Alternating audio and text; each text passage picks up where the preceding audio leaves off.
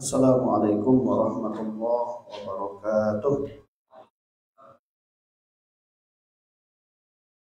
Alhamdulillahi rabbil alamin wal aqibatu lil muttaqin wa la udwana illa 'alal zalimin.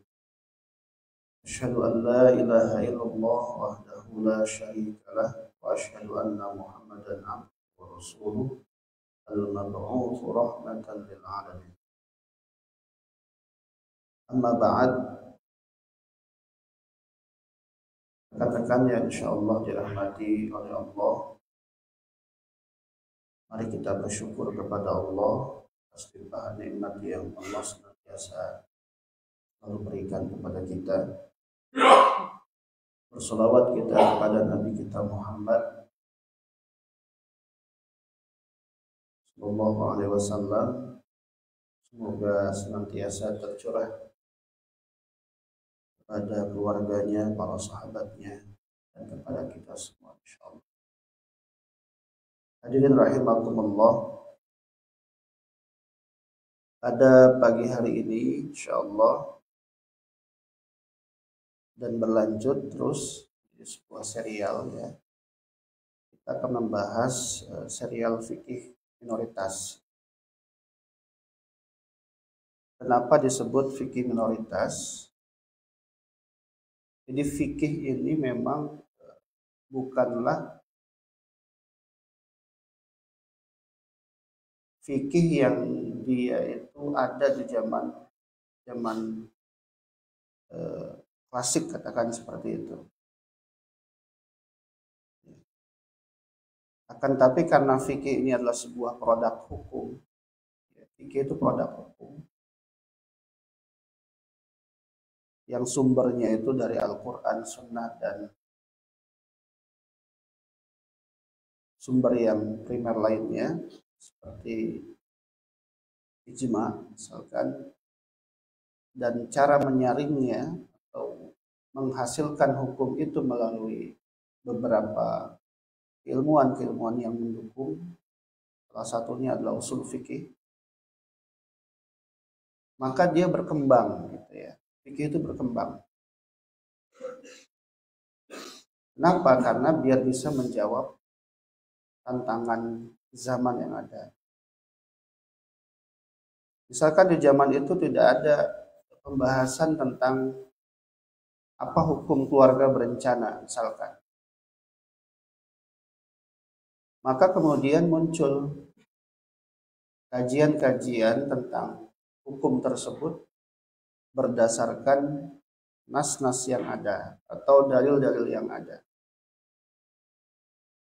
Nah, awal mula fikih minoritas ini muncul, atau kita bisa bilang fikhul aqliyat. Salah satu yang cukup banyak merespon, bahkan ada bukunya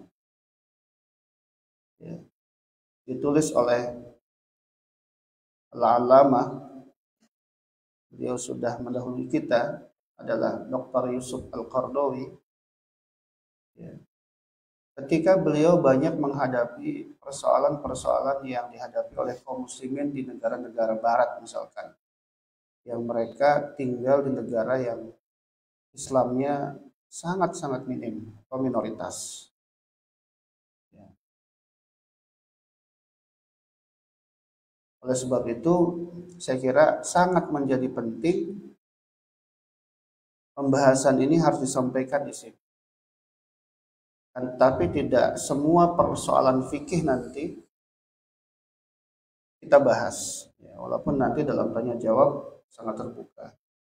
Hanya yang terkait dengan kondisi kita secara langsung di sini misalkan. Nanti saya saran sampaikan apa-apa saja yang biasanya ditanyakan.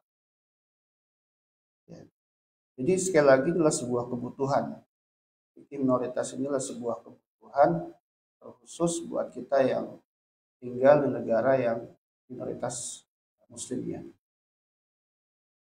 Ke depan, ya, karena ini masih muqaddimah ya, muqaddimah atau pengantar saja, belum sampai pembahasan topik-topik khususnya yang terkait dengan fikih tadi, atau pertanyaan yang membutuhkan jawaban atas hukum-hukum fikih seperti itu. Ya. Secara umum tentu hukum itu 5, ya, wajib, sunnah, ya, kemudian makruh, mubah, ya. Secara khusus sama lah, saya kira itu sama, atau secara umum sama, tidak keluar dari hukum itu. Nah, ke depan membahas fikih atau pengantar fikih ini, minoritas ini, nanti ada beberapa poin. Yang pertama, saya akan sampaikan fakta muslim di dunia itu seperti apa. Terkhusus nanti di Korea, terkait dengan jumlah misalkan. Kemudian, apa masalah-masalah yang biasanya diajukan. Nanti kalau teman-teman mau mengajukan tema yang lain atau judul yang lain, silahkan saja, berdasarkan kondisi yang teman-teman hadapi, biar nanti kita bisa bahas bersama. Yang ketiga, maaf, itu adalah apa sih urgensinya fikih ini, fikih minoritas ini. Yang keempat adalah metodologi apa yang biasanya digunakan, atau metode apa yang biasanya digunakan untuk mengambil keputusan hukum, atau istinbat fikihnya seperti apa secara metodologi. Yang pertama, teman-teman, kalau kita melihat kondisi muslim di dunia, ya, saya ambil dari satu buku Fikih Aqaliyat yang ditulis oleh orang Indonesia. Beliau menyampaikan secara umum di dunia, ya, negara yang mayoritasnya muslim itu adalah yang pertama, satu, Turki, dengan jumlah penduduk 80 juta. Persentase jumlah muslim di sana itu sekitar 98,6%. Kemudian di bawahnya adalah Pakistan. Jumlah penduduknya 224.567.000. Persentase muslimnya sekitar 96,4%. Di bawahnya nomor 3 ada Mesir. 102.227.500. Nggak usah pakai rupiah ya, rupiah nggak usah. Persentase muslim di sana 94,7%.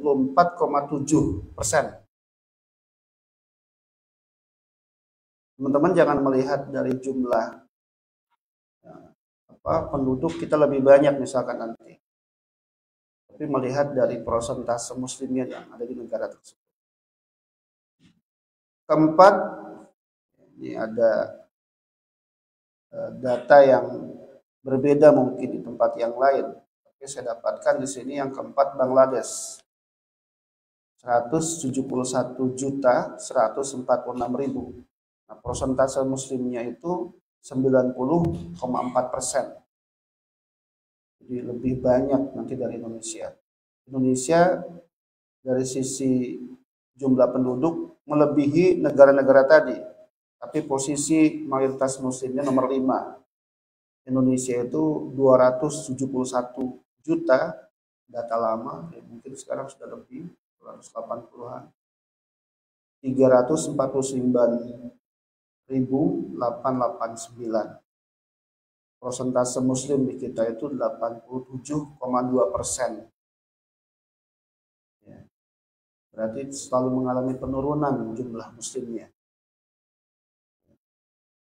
kalah dengan agama yang lain misalkan, dan seterusnya. Nah, ini 5 negara ya di dunia yang mayoritas muslim. Nanti di bawahnya adalah di Nigeria ya, dan seterusnya.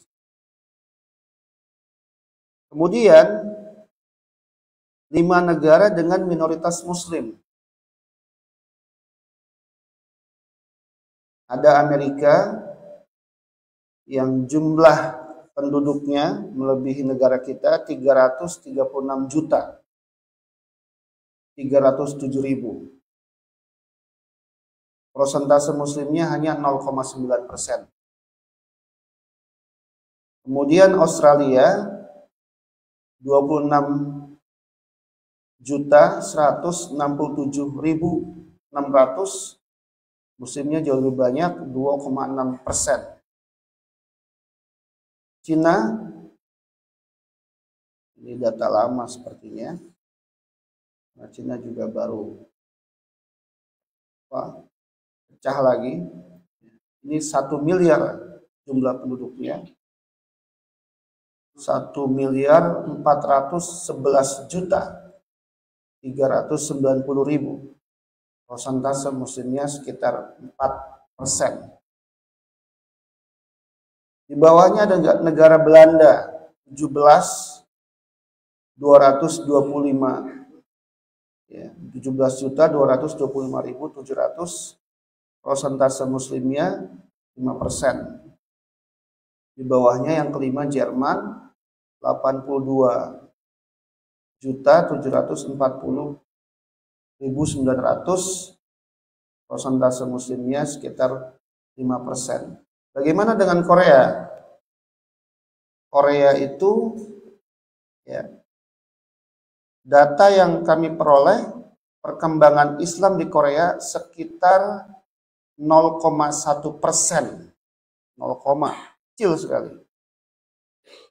Ya. Kalau teman-teman lihat di Wikipedia misalkan, tidak langsung disebutkan agama Islamnya. Dia masuk pada dan lain-lain. Jadi sangat minoritas. Ya. Kalau berdasarkan jumlah keseluruhan, itu pun dihitung bersamaan dengan negara-negara pendatang atau imigran. Sekitar 180.000 jumlah orang Islam yang ada di Korea. Tapi dia fluktuatif kan. Imigrannya keluar, jumlahnya berkurang. Negara atau penduduk asli Koreanya sendiri masih sangat 0,1% muslimnya, teman-teman. Ya, jadi bisa dibayangkan dari kondisi seperti itu, ya, bahwa kita memang hidup atau tinggal di negara yang bisa kita bilang muslimnya sangat minoritas. Nah, dari kondisi tersebut, teman-teman, apa problem yang sering kita hadapi? Ya. Berdasarkan data ya, dari buku yang saya peroleh tadi, Fikih Aqliyat, dan potretnya memang lebih banyak memotret negara Eropa. Korea tidak masuk di dalamnya. Problematika yang sering dihadapi oleh minoritas muslim di berbagai dunia itu, yang pertama adalah stigma negatif dari media barat atau citra buruk dari media-media yang berasal dari barat. Islam teroris, ya. Itu mungkin yang paling kencang, dan seterusnya. Misalkan Islam agama yang tidak mengakui kesetaraan antar gender misalkan. Belum lagi nanti profil Nabi Muhammad dijelek-jelekan misalkan. Itu kan ketika bicara Islam selalu bicara sisi jelek dari Islam itu sendiri. Padahal itu semua salah. makanya disebutnya stigma. Ya. Itu hanya anggapan mereka saja dan cara mereka, orang-orang Barat atau media Barat, untuk membuat citra Islam ini buruk. Jadi memang ada propaganda yang mereka lakukan secara terstruktur, ya, dan selalu memang media yang kuat itulah yang akan memberikan informasi kepada masyarakat tentang banyak hal. Selama media tidak dipegang oleh kaum muslimin, maka pasti informasi yang akan sampai kepada kita selalu dalam bahasa yang lain disebut tasywih, ya, selalu tidak benar gitu. Yang pertama, problem yang lain yang sering dihadapi oleh minoritas muslim di berbagai negara adalah pernikahan dengan non-muslim. Ini problem. Karena memang belum ada aturan seperti yang ada di Indonesia misalkan. Sehingga seringkali mengalami kesulitan. Aturannya tidak mendukung misalkan. Selanjutnya, kesulitan mengakses makanan yang halal. Bukan saja pada ruang-ruang publik, seperti restoran, tempat makan, bahkan tempat-tempat kerja yang agak sedikit privat itu juga agak sedikit sulit. Ya. Seringkali muncul pertanyaan dari teman-teman, ini halal tidak, ini halal tidak, dan seterusnya. Itulah konsekuensi dari keberadaan kita di negara-negara yang muslimnya minoritas. Kemudian problem yang lain di negara minoritas itu bagi kita yang muslim itu adalah, dan di beberapa tempat yang lain, ya, terutama di negara-negara Eropa, fasilitas rumah ibadah yang susah diakses. Ya. Kalaupun ada misalkan, ya, masjid-masjid di Korea misalkan, tapi itu tidak didukung di tempat-tempat di mana teman-teman lebih banyak tinggal misalkan. Pabrik-pabrik kadang-kadang tidak disiapkan. Atau memang mereka tidak, ya, memberikan fasilitas itu kepada kita. Kalaupun ada tempat-tempat publik seperti misalkan di bandara, itu sangat minim. Hanya satu tempat misalkan, ya, adanya di mana misalkan. Ketika kita sudah masuk ke dalam, di luar tidak bisa kita temukan itu. Maka seringkali ketika teman-teman berangkat ke bandara, teman-teman tidak sholat di musola yang disediakan oleh bandara itu sendiri misalkan, tapi melakukan sholatnya di luar dengan menggelar tikar dan lain sebagainya atau sajadah. Nah, ini juga yang dihadapi. Ya. Kemudian ada nilai-nilai lokal yang tidak sesuai dengan agama, budaya yang dilakukan oleh masyarakat setempat yang itu tidak sesuai dengan agama kita. Ya. Ketika keberagamaan tidak dimudahkan aksesnya, tapi kemungkaran dalam hal ini, minuman keras, prostitusi, itu malah mudah diaksesnya. Sehingga bisa saja keadaan ini banyak memberikan dampak negatif bagi para muslim yang tinggal di negara-negara minoritas. Ya. Akhirnya tidak lagi memikirkan agamanya misalkan. Ini kan mafsadat-mafsadat ataupun kerusakan-kerusakan yang nanti direspon oleh fikih minoritas ini. Seperti itu. Kemudian misalkan, ya, konstitusi yang tidak sepenuhnya memihak agama Islam. Wajar. Negara-negara barat misalkan, di barat sekarang misalkan LGBT udah luar biasa. Ya. Itu sangat mendapatkan tempat. Ya. Bahkan itu mau diimpor, ya, ke negara kita misalkan. LGBT itu. dan beberapa negara muslim yang lain dihalalkan. Jadi pernikahan sesama jenis itu di negara Eropa sudah biasa. Jadi bukan lagi nikah ya antara Maimunah ya sama Irwan gitu ya. Tapi bisa Irwan sama Irwin, sama-sama laki-laki gitu. Ya, nauzubillah. Kemudian belum lagi ada Islamofobia. Orang-orang yang takut terhadap Islam, tadi citra buruk itu tentang Islam ya. Atau Islamofobia bisa juga diartikan memang upaya mereka membuat Islam ini jadi jelek. Nah, kalau di negara Prancis misalkan pernah ramai, itu adalah sebuah bentuk Islamofobia. Pembuatan kartun Nabi itu. Di beberapa negara Eropa itu masih sangat kuat. Kemudian belum lagi problem yang lain adalah pekerjaan yang bertabrakan dengan agama. Maksudnya apa? Pekerjaan-pekerjaan yang harusnya kita misalkan melakukan ibadah, tapi harus dipaksa kerja. Gitu. Nah, ini problem-problem yang sering dihadapi ya, di negara-negara yang di sana minoritas muslimnya. Dan saya kira kondisi ini banyak tidak berbeda dengan apa yang kita rasakan di Korea. Kalau saya mungkin nggak merasakan sama sekali.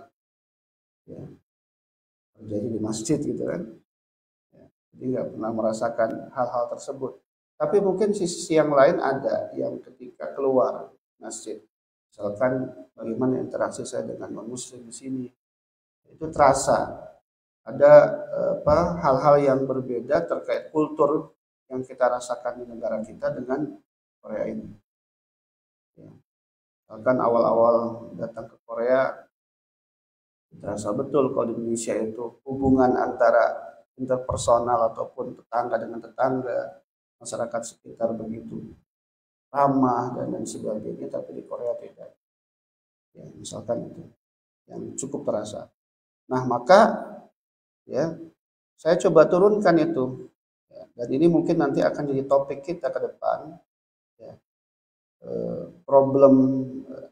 problem yang tadi secara umum atau secara global saya sampaikan terkait dengan masalah yang sering dihadapi ya, oleh teman-teman yang ada di negara-negara minoritas.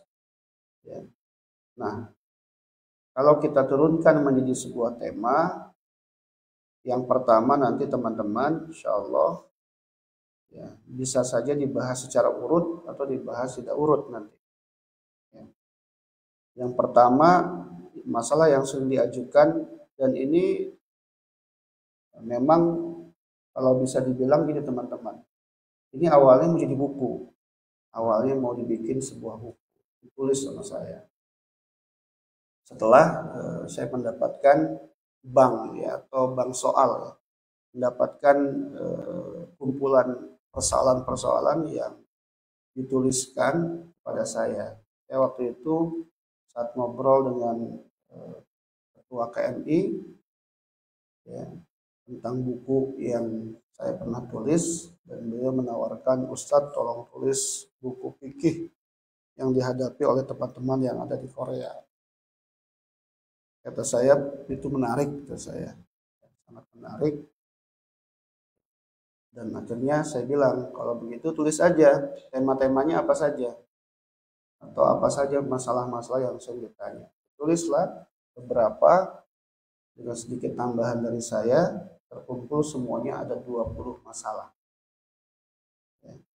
20 masalah ini kalau kita kaji pagi sama malam, 1 bulan saja udah 8 masalah. Kemudian kalau kita kali 3 24, berarti sekitar 2 bulan lebih masalahnya selesai lah insya Allah. Ya, jadi saya kira ini lebih mengkaji dengan sistem seperti ini jauh lebih mengena dan lebih bermanfaat buat teman-teman, sehingga nanti semoga dinasyiatillah ya, atas izin Allah, biidznillah, atas kehendak Allah ya, yang tadinya dibahas secara interaktif dengan teman-teman dalam kajian-kajian ini, Allah mudahkan menjadi sebuah buku seperti itu ya. Dibanding saya misalkan menulis secara runut di rumah, itu akan lebih lama buat saya pribadi ya, karena kadang-kadang terbentur dengan tugas-tugas saya yang lain, misalkan tugas kuliah dan lain sebagainya. Tapi kalau misalkan dipaksa untuk disampaikan di forum ini, insya Allah itu akan memaksa saya untuk menyelesaikan. Itu niat saya ya secara pribadi. Nah, apa tema-temanya? Yang pertama, istinja dengan tisu. Ya. Yang kedua, tayamum ada air karena suhu dingin yang sangat ekstrim. Yang ketiga adalah tentang masul khuffain atau mengusap sepatu saat wudhu. Yang keempat tentang, ya mungkin ini pernah ditanyakan juga dan saya jawab, ya, nanti kita coba membahasnya lebih runut, yaitu tentang sholat Jumat kurang dari 40 orang dan hukum meninggalkan Jumat ya, berturut-turut atau tidak, itu bagaimana nanti secara fikih. Yang kelima itu adalah jamak sholat setiap hari. Pernah ada pertanyaan ini, bagaimana hukumnya menjamak sholat setiap hari karena alasan pekerjaan. Yang keenam, sholat di atas kendaraan setiap hari karena juga alasan pekerjaan. Yang ketujuh, sholat enggak tumaninah karena pekerjaan. Kedelapan, tidak puasa karena pekerjaan berat, ini dibayar dengan cara qadha atau fidyah. Yang kesembilan, awal Ramadan atau berpuasa atau mengakhirinya mengikuti negara terdekat, negara muslim terdekat. Itu bagaimana secara fikih, seperti yang terjadi di Korea, mengikuti ru'yah yang diputuskan oleh negara Malaysia. Yang ke-10 ya, status hukum zakat profesi untuk PMI Korea. Ini hukumnya wajib. Kemudian yang ke-11, uang iuran masjid atau paguyuban diniatkan untuk zakat profesi dan didistribusikan keluar Korea. Hukumnya seperti apa? Yang ke-12, bejana atau alat makan yang tercampur masakan babi. Bagaimana hukumnya? Teman-teman kan sering menghadapi itu kan? Makan daging yang tidak disembelih dengan bismillah atau disembelih oleh non-muslim. Bagaimana hukumnya? Yang ke-14, ini juga pertanyaan yang disampaikan oleh tadi, saya bilang sumbernya dari Mas Ketua PMI. Sorenya minum soju tapi malam ikut sholat berjamaah. Apakah sholatnya harus diulang? Ya, teman-teman kita ini ada yang suka minum cendol. Ya, cendolnya dibotolin. Ya. Kemudian habis itu sholat. Ada yang nggak minum tapi gabung misalkan dengan mereka. Tapi pertanyaan di sini, dia minum kemudian sholat, bagaimana hukumnya? Apakah sholatnya harus diulang? Yang ke-15, makan di traktir teman dari uang hasil judi online.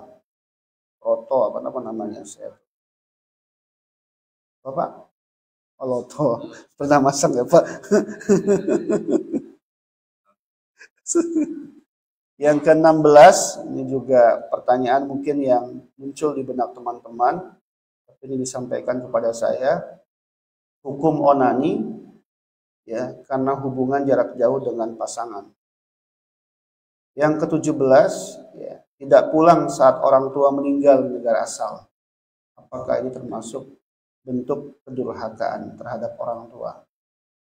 18, kerja di pabrik soju, apa hukumnya, atau pabrik yang di situ ada daging babi misalkan. 19, ini mungkin tambahan saja, banyak terjadi di negara-negara Eropa, mengucapkan selamat hari raya kepada non-muslim. Jadi ketika mereka hari raya, kita mengucapkan selamat hari raya, itu bagaimana hukumnya? Yang ke-20 adalah menunda waktu azan, tambahan saja, nanti kita bahas juga. Terjadi mungkin di masjid ini, seharusnya azannya jam 3:30 kemarin misalkan, kok ditunda sampai jam 4 baru azan. Nah, secara fikih seperti apa? Apakah itu boleh? Itu harus dijawab secara ilmiah. Jadi teman-teman sekalian, sekali lagi, problematika ini atau persoalan ini atau pertanyaan ini banyak terjadinya di negara-negara minoritas, bukan di Indonesia. Sehingga bisa saja pertanyaan ini nggak perlu di negara yang minoritas kita, minoritas muslim. Tapi menjadi perlu pertanyaan ini untuk dijawab ketika kita hadapi di sini. Jadi rahimakumullah, apa sih sisi urgensi fikih minoritas? Ya. Saya jawab mengambil jawaban yang disampaikan oleh beliau yang menulis buku. Kata beliau begini, mengikuti dan menerapkan aturan fikih dalam kehidupan kita sehari-hari membantu umat Islam untuk menghindari pelanggaran banyak hak-hak Allah, hak-hak hamba Allah yang begitu banyak sehingga hampir tidak mungkin untuk dihindari. Dihindari seorang muslim, terutama mereka yang tinggal di barat, harus membiasakan diri untuk menjalani kehidupan sekuler modern sebagai muslim yang taat. Fikih harus mampu menjawab kebutuhan umat Islam kontemporer untuk hidup sebagai muslim yang taat. Semua kehidupan seorang harus berdasarkan pada fikih. Jadi ini adalah sesuatu yang sifatnya doruriyat. Sifatnya ini adalah hak seorang hamba untuk tinggal dimanapun. Di intinya dimanapun seorang hamba tinggal, hak primordial kita itu adalah beribadah kepada Allah Subhanahu Wa Taala. Maka tidak ada kemudian gara-gara kita pindah sholat jadi nggak wajib misalkan.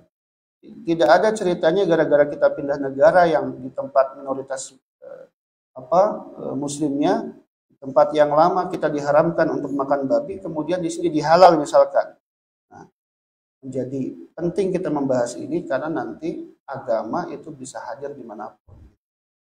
Jadi tidak ada alasan karena kita tinggal di negara yang minoritas muslim, maka kemudian kita nggak berkewajiban untuk menjadi seorang muslim yang taat juga kepada Allah Subhanahu Wa Taala. Sehingga teman-teman, kalau kita melihat dari sisi itu, sisi urgensinya adalah hak kehambaan kita harus diperoleh, ataupun agama jadi tegak. Ya. Metodologi fikih minoritas ini memang sedikit khusus atau spesial. Ya. Ada 3 pendekatan metodologi atau pendekatan konsep fikih yang digunakan berdasarkan kekhasan kondisi yang ada di sini. Yang pertama adalah prinsip taisir. Apa itu prinsip taisir? Prinsip kemudahan. Di Islam itu agama yang mudah. Ya. Jangan sampai kemudian ya, menjadi sulit untuk diamalkan. Karena prinsipnya agama ini adalah salihun likulli zamanin wa makan. Agama ini dia up to date, dia bisa diakses dalam keadaan dan tempat manapun. Itulah kehebatan Islam. Dan itu kemuliaan Islam. Dan itu menjadi karakteristik yang dimiliki oleh Islam. Ya, seperti itu. Baik dalam persoalan ibadah, kemudian akidah, muamalah, tradisi, dan seterusnya. Ya, satu contoh misalkan berdasarkan prinsip taisir ini dalam buku fikih minoritas yang ditulis oleh Yusuf Al-Qaradawi, ada kasus ya, di satu tempat misalkan itu bolehnya menjama maghrib dan isya pada saat musim panas. Itu pernah ada pertanyaan, boleh nggak? Karena alasan panas yang sangat luar biasa, kemudian sholatnya maghrib dan isya dijamak saja. Ya. Tentu kalau kita cari nanti di dalam fikih-fikih klasik bisa nggak kita temukan itu. Kasus seperti ini nggak ditemukan. Tapi kemudian Yusuf Al-Qaradawi berdasarkan prinsip tadi, Islam itu memberikan kemudahan, ya, maka kemudian ya, beliau memberikan fatwa boleh misalkan seperti itu. Nah, prinsip taisir ini biasanya berdiri di atas landasan rukhsah, darurat, hajat, gitu kan. Jadi kemudahan yang ingin diberikan oleh agama dalam hal ini, fikih misalkan, itu diberikan berdasarkan apa? Keadaan-keadaan yang dihadapi. Di mana Islam itu ingin memberikan rukhsah, kemudahan, ya. Kemudian karena keadaannya darurat, misalkan, maka muncullah fikih itu atau pendekatan itu, taisir atau memberikan kemudahan kepada kita semuanya. Ya. Kemudian metodologi yang lain adalah mengedepankan maslahat.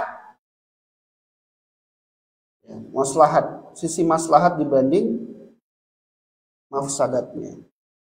Ya. Misalkan maslahat itu terkait dengan maqasid syariah. Apa sih maqasid syariah? Maqasid syariah itu adalah tujuan pokok adanya syariat ini. Ada 5 itu ya. Yang pertama adalah menjaga agama. Yang kedua menjaga akal. Yang ketiga menjaga harta. Yang keempat menjaga jiwa. Yang terakhir itu adalah menjaga keturunan atau kehormatan. Maka metode yang sering dihadirkan oleh Yusuf Al-Qaradawi misalkan, di mana beliau banyak menghadapi pertanyaan-pertanyaan dari mereka yang tinggal di negara minoritas, itu pendekatan untuk memutuskan satu hukum itu menjadi A, B, C, D, dan seterusnya berdasarkan konsep maqasid syariah. Jadi maksud agama ini harus hadir dalam 5 unsur tadi. Untuk menjaga agama itu misalkan tadi, untuk menjaga agama itu bisa tetap eksis satu negara. Hifzuddin namanya.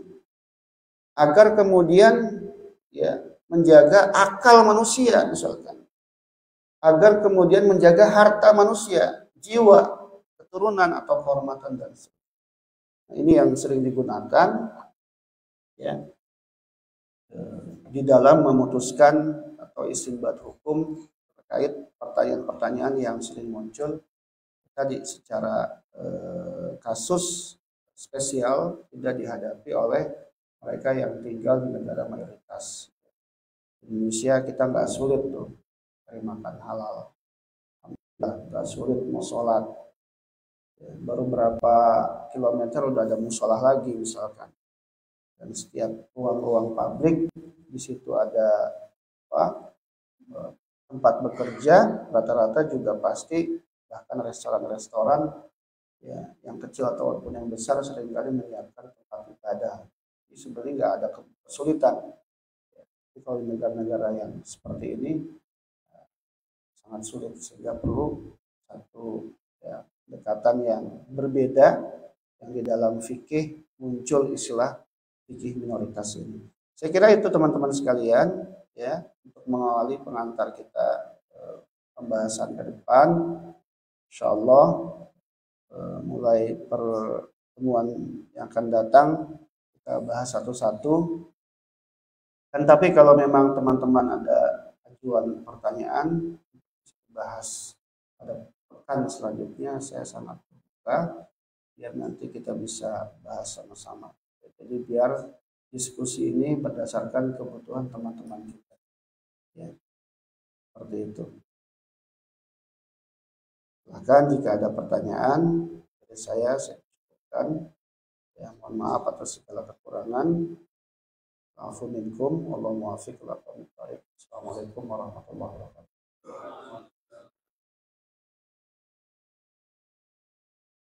Terima kasih kepada Ustaz atas ilmunya yang disampaikan pada itu khotibah penggunaan prioritas.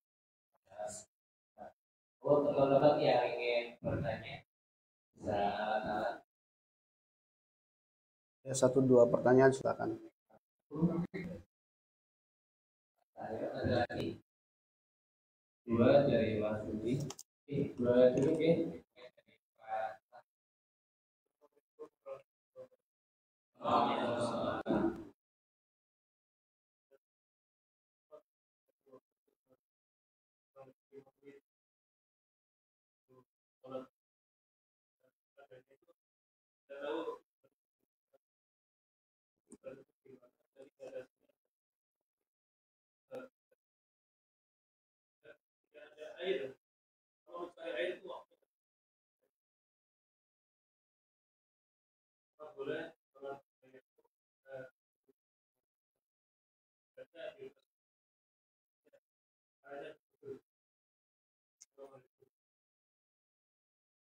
Silakan yang kedua. Langsung saja.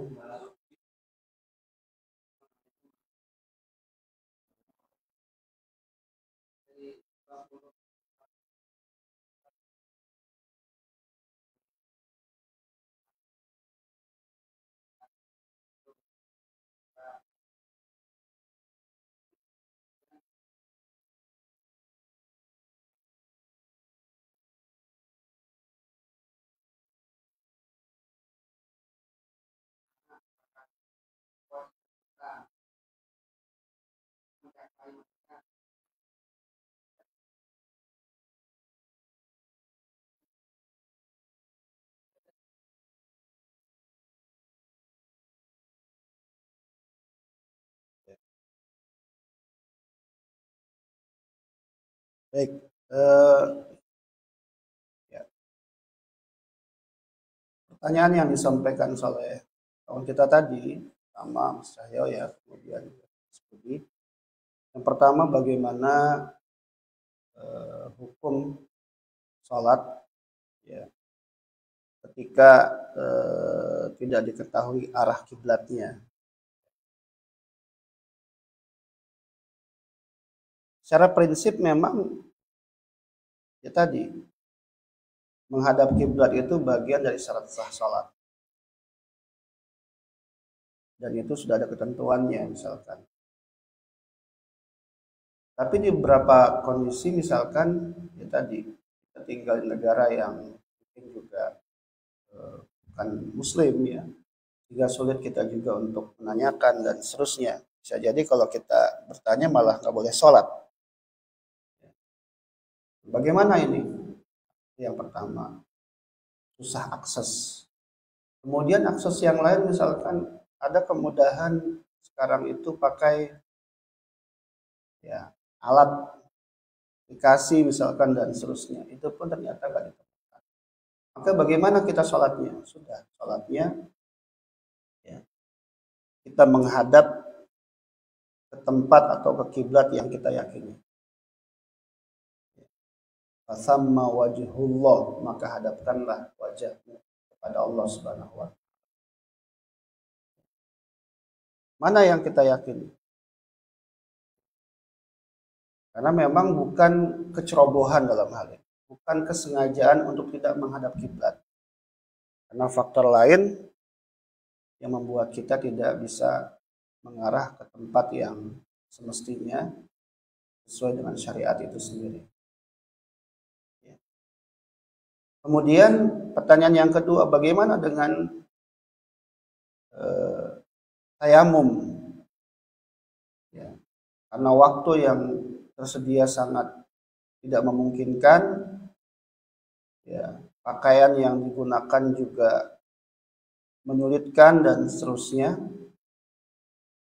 Cara yang pertama adalah bisa dengan cara sebelum kita melakukan ibadah atau sebelum kita menggunakan pakaian yang kita pakai selama kerja tersebut, kita pastikan kita dalam keadaan berwudu. Ya. Kenapa? Karena memang hukum asalnya adalah dengan air. Gitu.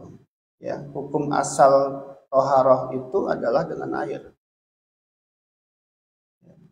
Maka biar kita kemudian tetap bisa menggunakan air tadi, ya, sebelum kita berpakaian tadi, pastikan kita berwudu. Dan semoga itu bisa terjaga sampai waktu-waktu ibadah diselesaikan. Katakan misalkan dibukanya pas waktu asar. Berarti kan asar kita nggak ada masalah. Zuhurnya yang agak repot misalkan karena masih pakai pakaian. Cara pertama adalah tadi untuk memberikan kemudahan, ya, biar kita bisa tetap menggunakan air wudhu saat kita melakukan sholat tadi, maka kita, ya, sebelum menggunakan pakaian itu kita berwudhu. Ya, belajarlah menjaga wudhu. Ini kan bagian dari kebaikan, ya. Karena orang salah satunya kalau dia menjaga wudhu kan bisa upaya untuk melakukan dosa itu terhindar karena dia merasa punya wudhu. Makanya sifat wudhu itu disebutkan dalam Al-Quran adalah termasuk orang-orang yang mereka itu senang dengan suci. Innallaha yuhibbut tawabin wa yuhibbul mutatahhirin. Itu cara yang pertama, ya, untuk kehati-hatian, ya, kehati-hatian juga. Kalau tidak bisa seperti itu, atau kalau sudah berwudu ternyata batal wudunya dan seterusnya, ya, tentu bisa jadi yang kita ambil adalah, ya, cara kedua, ya. Karena waktu yang terbatas misalkan, dan kita nggak bisa punya wudhu sebelum punya pakai pakaian itu, ya. Cara yang kedua adalah kita berwudhu dengan ala kadarnya misalkan, ya. Wudhu ala kadarnya maksudnya bagaimana? Mungkin kalau biasanya kita berwudhu, semua bagian-bagiannya anggota wudhu itu kita basuh secara baik, bahkan kita memperoleh sunnah-sunnahnya, wajibnya kan cuma satu kali kan, ya, misalkan seperti itu. Tapi kita mau dapatkan sunnahnya, maka kita melakukan lebih dari satu kali, tiga kali. Nah, karena waktu yang sangat terbatas, nggak bisa satu kali juga misalkan setiap anggota tubuh itu, maka kemudian kita berwudunya hanya pada bagian-bagian yang wajib saja. Apa bagian yang wajib? Muka, ya, kemudian tangan sampai siku, satu kali, ya, kepala, ya, kepala yang wajib misalkan, ya udah selesai. Dan misalkan begitu, kemudian langsung kaki sekali-sekali, udah selesai. Karena waktu yang sangat sebentar. Itu masih bisa dilakukan, upayakan dengan cara itu. Ya. Jadi jangan langsung, ada tayamum aja. Ini yang harus diperhatikan sama kita. Jadi cara kita mengambil darurat itu jangan semau kita. Darurat, nggak ada lagi, itu nggak bisa. Kita tetap berupaya semaksimal mungkin bagaimana syariat itu tegak dengan waktu yang sangat terbatas itu. Nggak bisa juga misalkan. Kalau nggak bisa, kalau masih bisa upayakan dengan cara itu. Ya bisa jadi dengan cara yang ketiga, yaitu tayamum. Saya kira waktu tayamum dengan wudhu yang cuma satu kali itu nggak ada beda waktunya. Sama saja. Ya. Misalkan seperti itu. Kalau memang udah nggak bisa juga, ini kan nggak mesti membuka semuanya, hanya buka bagian yang wajib kena air wudhu saja. Kan nggak juga suruh dibuka semua, misalkan sepatu dan sebagainya misalkan. Dalam membasuh khuffain saja misalkan kita nggak membuka sepatu itu juga bisa. Asalkan kata para ulama sebelum kita menggunakan sepatu misalkan atau kaos kaki itu, ya, kita harus punya wudhu. Jadi sebelumnya kita punya wudhu, kita pakai kesananya saat kita berwudhu, ya, karena dingin ataupun alasan yang lain, kemudian kita hanya membasuh bagian sepatu kita saja atau bagian kaos kaki saja ketika mau dibuka sepatu. Itu juga bisa. Itu kan memudahkan juga. Ya, seperti itu. Jadi saya kira cara ini yang lebih hati-hati untuk bisa kita tegakkan biar proses fikih yang benar itu tetap dilakukan di dalam kita melakukan ibadah kepada Allah Subhanahu wa taala. Kalau udah nggak bisa banget, ya mungkin bisa tayamum, tapi sekali lagi cara-cara yang pertama kedua ini yang harus di awal didahulukan. Ya. Kemudian pertanyaan yang lain tadi dari Mas Budi, ya, apakah ini bisa dimasukkan dalam tema? Mungkin itu tidak terlalu langsung berhubungan dengan proses ibadahnya ya, tapi dia lebih kepada problem sosialnya saja gitu. Tapi kalau yang karena bagi teman-teman ada misalkan pertanyaan yang lain yang lebih ekstrim dan itu ternyata dihadapi oleh ibu-ibu yang kerja di Hong Kong. Mereka itu nggak bisa sholat, boleh kalau ketahuan sholat dikeluarkan dan lain sebagainya. Misalkan begitu. Bagaimana kita menghukumi hal seperti ini? Ternyata di sebagian tempat di sana itu ada mereka yang sholatnya di kamar mandi, teman. Saking mereka itu mau menjaga sholatnya. Kalau ketahuannya itu bisa dikeluarkan misalkan dan lain sebagainya. Padahal pada posisi tersebut beliau masih sangat membutuhkan pekerjaan misalkan. Akhirnya apa yang dilakukan? Yang mereka lakukan itu adalah sampai mereka melakukan sholatnya di kamar mandi. Itu menjadi bisa karena darurat itu. Ya. Yang penting tidak langsung berhadapan dengan toilet misalkan atau tempatnya kering misalkan, dipastikan kesuciannya dan seterusnya. Jadi dia sholat. Ya. Inilah keadaan-keadaan yang menurut saya bisa kita hadapi ya, di beberapa tempat seperti itu. Nah, jadi pertanyaan yang disampaikan oleh Mas Budi karena itu nggak terkait langsung dengan proses ibadah itu sendiri. Ya, apakah kemudian pertanyaannya kita harus mendakwahi mereka dan seterusnya? Ini problem. Kalau kita mendakwahi langsung juga akan menjadi masalah baru. Kita bisa dapat tempat untuk bisa beribadah itu aja suatu hal yang sangat sulit sekali gitu. Teman-teman di masjid-masjid yang lain misalkan kayak Paran misalkan, ya, ini mungkin nggak terlalu kelihatan satu kompleks sendiri di sana di sini. Kalau di Paran itu, dengan kalau masuk ke lantai atas tempat mereka ya punya tempat itu naik ke sebelah sana tempat itu baru masuk. Jadi berdekatan sekali. Kalau ini nggak terlalu terasa di sini misalnya. Ya, hanya bersebelahan saja. Gitu. Ya. Tempat yang lain misalnya ada atasnya, bawahnya, misalnya. Kalau di Masjid Ansan saya kira nggak terlalu terasa betul gitu ya. Ya, jadi kalau kita mendakwahi mereka itu jadi komunitas sendiri gitu. Jangan-jangan jadi bumerang buat kita bisa menegakkan agama kita sendiri. Apalagi di beberapa negara yang minoritas itu kadang-kadang mereka itu sangat menjunjung tinggi sisi privat. Kalau udah diganggu tuh kayaknya marahnya luar biasa gitu. Kita menjaga privat kita biar terlaksana itu udah luar biasa, sebuah kemudahan. Kita bisa bikin masjid itu sebuah kemudahan. Gitu. Misalkan azan kita nggak boleh keluar dan lain sebagainya itu adalah hal-hal yang mungkin norma-normanya diatur oleh lingkungan sekitar yang kita akhirnya nggak bisa tabrak. Karena kalau ditabrak, repot juga. Azannya sekali-kali keluar, langsung tutup masjidnya. Begitu nanti.